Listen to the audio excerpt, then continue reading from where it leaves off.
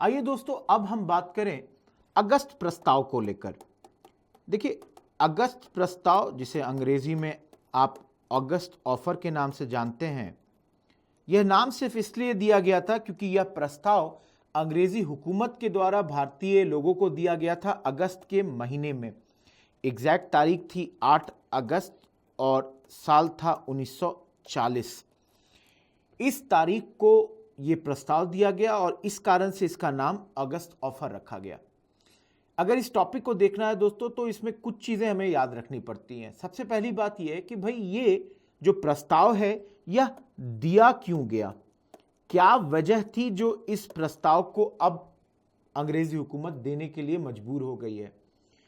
तो जो वर्ड मैंने शब्द का इस्तेमाल किया मजबूर, वही बात है यहाँ पे। मजबूरी वश ही ये प्रस्ताव इन्होंने दिया, क्योंकि हमें सभी को पता है कि इस वक्त द्वितीय विश्व युद्ध चालू है और इस द्वितीय विश्व युद्ध में दोस्तों हमें पता है कि अंग्रेजी हुकूमत जो 1939 के अक्टूबर सितंबर महीने से ही इसमें शामिल हो चुकी थी, अगस्त आते आते उसकी हालिया स्थिति खराब हो गई थी।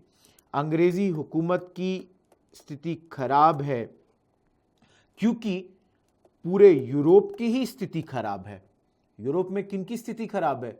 लड़ने वाले तो थे आपके जर्मनी, उन्होंने अटैक किया था और पिछले एक साल में जर्मनी ने कई देशों पर कब्जा कर लिया, जैसे Denmark, Czechoslovakia, Poland, Norway, Holland, Belgium और फ्रांस। आप देख सकते हैं कि पश्चिमी यूरोप के अधिकांश जो देश हैं, चाहे वो छोटे हो या बड़े हो, अभी मैं इसमें एक चीज बोल देना चाहता हूं, यहीं पे ब्रिटेन नहीं कब्जा किया गया है, लेकिन पश्चिमी यूरोप के अधिकांश देश, जिसमें फ्रांस भी शामिल है, इसकी सेना ने घुटने टेक दिए थे। और अब डर यह है कि जब फ्रांस हो जाता है, आपने मैप देख रखा होगा कि फ्रांस होने के बाद इंग्लिश चैनल बस पार करना है, और अब जो नंबर है वो किसी और का नहीं बल्कि इंग्लैंड का है। और इंग्लैंड को डर है कि भाई अगर यही हाल रहा तो पराजय जो है वह तय है। अब इंग्लैंड इस पराजय को टालने के लिए जो भी कुछ कर सकती है वो करना चाहती है, अंदर भी और बाहर भी। अंदर का मतलब है कि उस दौर में जो अंग्रेजी हुकूमत थी या जो अंग्रेजी सरकार थी, तो उसमें क्या कोई परिवर्तन लाया जा सकता है? जी हां, एक परिवर्तन लाया जा सकता है कि राजनीतिक स्तर पे क्या हम, जो व्यक्ति अभी हमारे को इस विश्व युद्ध में लीड कर रहा है, क्या उसे बदला जा सकता है? जी हां, उसे बदला जाए और एक नए व्यक्ति चर्चिल को प्रधानमंत्री बनाया गया। किसको हटाकर? याद रख सकते हैं, चैम्बरलिन को हटा दिया गया है और चर्चिल को प्रधानमंत्री बनाया गया है। भारत के जो मंत्री थे, भारत के विषयक जो मंत्री थे, उन्हें एमरी कहते हैं। एमरी नाम का व्यक्ति भारत का विषयक मंत्री बना। देखिए, ये दोनों ही कंजर्वेटिव पार्टी से हैं, अनुदार दल से हैं, और हमको पता है कि इन लोगों से हम कुछ ज्यादा अपेक्षा नहीं रख सकते। भारतीय आकांक्षाओं के प्रति इन लोगों के मन में कोई सहानुभूति नहीं थी।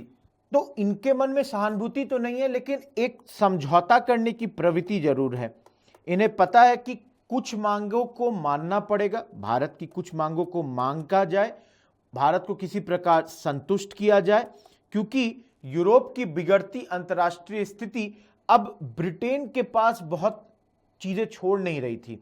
मतलब जो कहते हैं ना कि उनके पास बहुत हाथ पैर मारने के लिए जगह छूट नहीं रहा था, और इसलिए विवश होकर, कोई खुशी से नहीं, विवशता के वश में आकर आखिरकार 8 अगस्त 1940 को इन लोगों ने यह घोषणा की। देखिए, यहां पर तो और भी बहुत कुछ हुआ है, ये आप विश्व युद्ध में, आप वर्ल्ड हिस्ट्री में पढ़ते हैं। जैसे यहां पे जून के महीने में ही इटली ने भी घोषणा कर दी थी कि भाई वो युद्ध में प्रवेश करेगा, और जिसने अमेरिका, निकट पूर्व और भूमध्य सागर के मित्र राष्ट्रों की भी स्थिति बिगाड़ दी थी। तो इन तमाम हालात में 8 अगस्त 1940 को हमारे तत्कालीन जो वाइसरॉय थे लिलिंगतो, उन्होंने एक घोषणा की। घोषणा क्या है, उस पर जाने से पहले जरा भारतीय लोगों का या भारतीय जो नेतागण है उनके रुख को समझ लीजिए। हमारी स्थिति क्या होनी चाहिए थी? क्या हम खुश होंगे कि भाई ब्रिटेन ये विश्व युद्ध हार रहा है? क्या हमें ये खुशी होनी चाहिए कि भाई जर्मनी ये युद्ध जीत रहा है? तो आपको पहले ही बता दिया गया है कि भारत के अधिकांश नेता सिवाय बोस के, जिनका यह मानना था कि भाई दुश्मन का दुश्मन मेरा मित्र है, नेहरू, गांधी, इन तमाम लोगों का मानना था कि भाई हम जर्मनी के पक्ष में तो है ही नहीं। और इस बात को उन्होंने शुरुआत से कह रखा है, ये कोई नई बात नहीं है।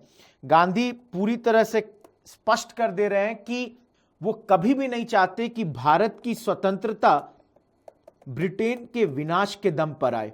ये दोनों चीज साथ साथ हो, गांधी ने साफ कहा है कि ये हम नहीं चाहते।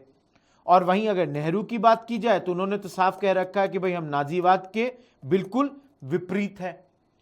गांधी, नेहरू या कांग्रेस लगातार इन लोगों को मौका देते रही कि भाई हमारी मांगों को आप स्वीकार करें। आपने ज्यों ही हमारी मांगों को स्वीकार किया, भारत पूरी तरीके से इस द्वितीय विश्व युद्ध में आपका पक्षधर रहेगा, आपके समर्थन में खड़ा रहेगा। और इसलिए फिर से यहां कांग्रेस ने एक बार, अपनी कांग्रेस कार्यकारिणी समिति ने एक प्रस्ताव पास करके ये कहा कि भाई अगर आप इस वक्त भारत की सरकार, जो राष्ट्रीय सरकार, नेशनल गवर्नमेंट बनेगी, उसकी स्थापना कर दीजिए, हम पूरी तरीके से युद्ध में आपका भाग लेंगे। साथ में उन्होंने यह भी कह दिया कि भाई अंतर्राष्ट्रीय स्तर पर अगर दुश्मन का मुकाबला करना है तो उसके लिए अहिंसा सही मार्ग नहीं है, उसमें आप हिंसा कर सकते हैं। तो ये तमाम जो दलीलें हैं ये कांग्रेस की ओर से दे दी गई हैं। और अब चलिए 8 अगस्त के इस प्रस्ताव की ओर देखते हैं।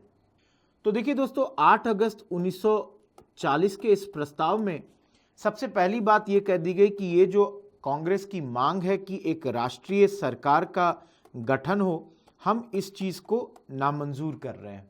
उन्होंने कहा कि इसे हम इसलिए नामंजूर कर रहे हैं क्योंकि आपके इस चीज का भारत का एक बहुत बड़ा हिस्सा जो है, या लोगों का बहुत बड़ी जो संख्या में लोग हैं, वह विरोध करते हैं। एक बहुत बड़ा शक्तिशाली ग्रुप जो है आपके देश में, वो इस चीज का विरोध करता है प्रत्यक्ष तौर पर। और हम नहीं चाहेंगे कि जोर जबरदस्ती करके इस विरोध करने वाले हिस्सों को या हिस्से को आपके अधीन कर दिए जाए या आपकी आज्ञा का पालन करवा दिया जाए। तो इन्होंने पहली चीज को तो साफ साफ खारिज कर दिया। दूसरी बात जो इन्होंने कही कि भाई भारत के लिए हमारा मुख्य लक्ष्य क्या होगा, तो इन्होंने फिर से वही बात दोहरा दी कि भाई भारत में हमारा लक्ष्य और कुछ नहीं, डोमिनियन स्टेटस का होगा, कि हम भारत को डोमिनियन स्टेटस देना चाहेंगे आगे चलकर। अगली बात जो इन्होंने कही कि भाई हम भारत में कार्यकारिणी परिषद का विस्तार करेंगे। ये कार्यकारिणी परिषद किसकी है दोस्तों? ये वाइसरॉय की कार्यकारिणी परिषद है। विस्तार जब करेंगे दोस्तों, तो इसमें विस्तार करने में किसका संख्या बढ़ेगा? तो इसमें संख्या बढ़ेगी भारतीय प्रतिनिधियों की। और ये जो भारतीय प्रतिनिधियों का विस्तार होगा इस कार्यकारिणी परिषद में, इन्होंने कहा ये हम अभी तुरंत विस्तार करेंगे। ऐसा नहीं कि युद्ध के बाद करेंगे या कुछ दिन बाद करेंगे, हम तुरंत इसका विस्तार करने के लिए तैयार हैं। तो वाइसरॉयज एग्जीक्यूटिव काउंसिल की संख्या को बढ़ाने के लिए ये लोग तैयार हो गए और उसमें भारतीय सदस्यों को ये घुसाने के लिए भी तैयार हो गए हैं। अगली बात जो ये कह रहे हैं, ये बोल रहे हैं कि भाई हम एक युद्ध सलाहकार परिषद का भी गठन करेंगे। दोस्तों, युद्ध सलाहकार परिषद मतलब डिफेंस से जो जुड़ी हुई अभी जो वॉर कंसल्टेटिव कमिटी बनाएंगे। और इस जो सलाहकार परिषद है दोस्तों, इसमें कौन होगा? प्रतिनिधि जो होगा वो रियासत से भी आएंगे और ब्रिटिश भारत से भी आएंगे, दोनों से ही आएंगे। और ये समय समय पे मिलते जुलते रहेंगे। देखिए दोस्तों, यह एक ख्वाब जैसा था, क्योंकि ये बात सबों को पता थी कि इस वक्त जो युद्ध जब चल रहा है तो रक्षा कभी भी भारतीयों के हाथों में दिया नहीं जाएगा। तो उनको नाम मात्र के लिए जो कहते हैं ना, एक लॉलीपॉप थमा दिया गया कि भाई एक सलाहकार परिषद होगा, कंसल्टेटिव कमिटी होगी, जिसमें जो लोग होंगे, सदस्य होंगे, वो राज्यों से भी होंगे, ब्रिटिश भारत से भी होंगे। और जब जब हम चाहेंगे हम मिलेंगे, बात करेंगे कि भारत की रक्षा कैसे की जाए। ये सिर्फ लोगों को दिखावे के लिए था, आंख में धूल झोंकने के लिए था। ऐसा कुछ सही मायने में ये करते नहीं, ये सिर्फ नाम के लिए रख देते ऐसी एक कमिटी। देखिए अगली बात जो बहुत बड़ी बात इन्होंने की कि पहली बार इन्होंने ये कहा कि भाई हम एक संविधान सभा का गठन करेंगे। कब करेंगे? युद्ध के पश्चात करेंगे। ये संविधान सभा क्या कार्य करेगी? इस संविधान सभा में भारतीय मुख्यतः होंगे। देख लीजिए, इस वर्ड शब्द को याद रखेंगे, भारतीय मुख्यतः होंगे, मतलब अंग्रेज भी हो सकते हैं। करने के लिए क्या आएंगे? ये भारत की जो सामाजिक, आर्थिक और राजनीतिक धारणाएं हैं उसके अनुसार एक संविधान का गठन करेंगे। दोस्तों, आज तक हमको इन्होंने ये नहीं कहा था कि आपको एक संविधान सभा देंगे, तो ये एक बहुत बड़ी बात है कि इन्होंने पहली बार कहा कि संविधान सभा देंगे।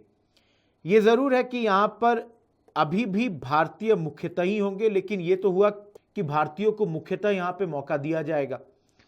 कब दिया जाएगा? युद्ध के पश्चात। तो ये एक बहुत बड़ी बात हो गई कि भारतीय लोग अपने हिसाब से अपनी जो संविधान की रूपरेखा है वो सुनिश्चित कर सकते हैं। ये जो संविधान सभा होगी ये रक्षा के मामलों में, अल्पसंख्यक से जुड़े हुए जो उनके हितों के मामले में, अखिल भारतीय जो सेवाएं हैं, ऑल इंडिया सर्विसेज, उनसे जुड़ी हुई मामलों में, और जो राज्यों से जो संधि हैं, इन तमाम बातों पे पूर्ण अधिकार रखेगी। तो ये एक अच्छी बात इन्होंने की। तो ये जो चीज था ये थोड़ा सा प्रोग्रेसिव है, थोड़ा और आगे बढ़ता है। लेकिन अगले ही लाइन में इन्होंने एक और चीज कही दी। क्या कहा? इन्होंने अल्पसंख्यकों को यहां पे आश्वस्त किया गया कि सरकार ऐसी किसी भी संस्था को ये पावर नहीं सौंपेगी जिसके विरुद्ध सशक्त मत हो। तो ये बहुत बड़ी बात इन्होंने कही कि अल्पसंख्यकों को एक प्रकार का, जिसको कहते हैं कि भाई गारंटी दे दिया गया, आश्वासन दे दिया गया कि भाई आपके हितों के खिलाफ कोई कार्रवाई नहीं होगी या कोई ऐसी सरकार का गठन नहीं होगा जो उसके खिलाफ कार्रवाई करेगी। और इस बात को लेकर मुस्लिम लीग और जिन्ना काफी खुश हुए कि भाई चलिए इसमें यह चीज का प्रावधान दिया गया है। देखिए इस पूरे पे कांग्रेस की क्या राय थी, इसको अब हमें समझना होगा। ये मोटा मोटी तौर पर अंग्रेजों ने तो कह दिया कि भाई ये सारी पॉइंट्स होंगी जिनके आधार पर हम भारतीय सरकार को सहयोग देंगे। अब जो भारतीय नेता हैं वो इस पे किस प्रकार से रिएक्ट कर रहे हैं, क्या कह रहे हैं?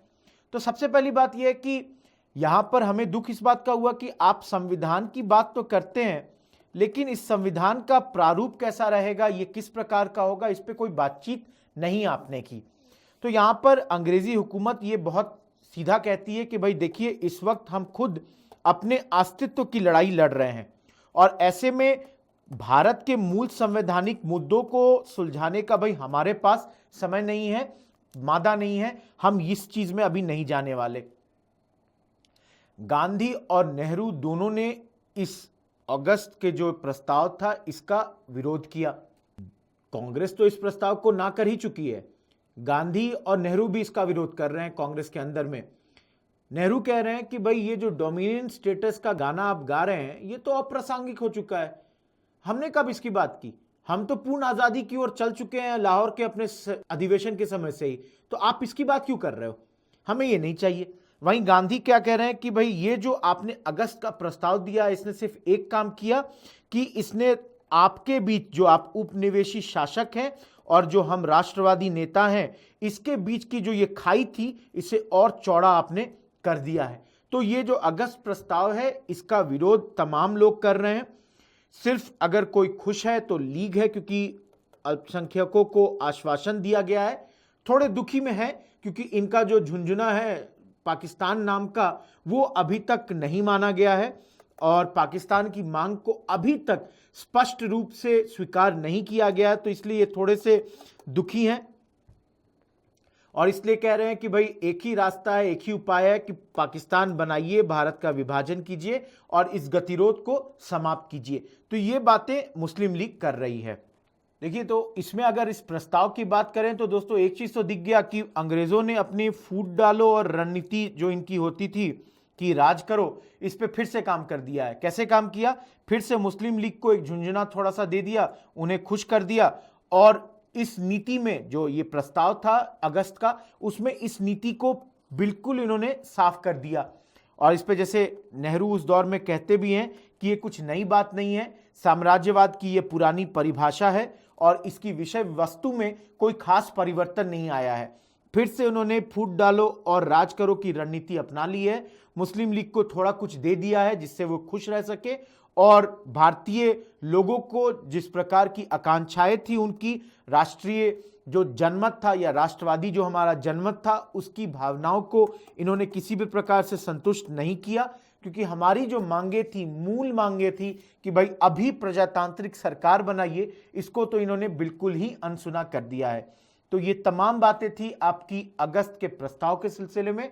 दोस्तों, थोड़ा आगे बढ़े हैं, लेकिन जितना आगे बढ़ना चाहिए था उतना आगे ये नहीं बढ़े हैं। प्रस्ताव में एक दो बातें जरूर थी जो कुछ नई थी, लेकिन ओवरऑल ये प्रस्ताव भारतीय लोगों को अच्छा नहीं लगा और इसलिए हमने इसको खारिज कर दिया है। इस सेशन से इतना ही। Thank you.